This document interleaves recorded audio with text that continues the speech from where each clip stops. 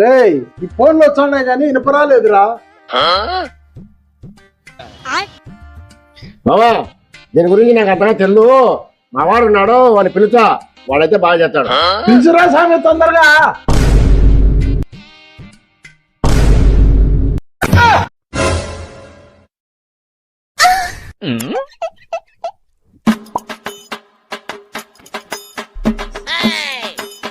స్పీకర్లు దెబ్బ తిన్నాయి, అయ్యేమో కంపు కొడుతున్నాయి. ఇది ఖచ్చితంగా చేంజ్ చేయాలా. 1500 అవుతుంది. ఎట్లా చేయాలా వద్దన్నా? సరే సరే పోయిరా స్వామి.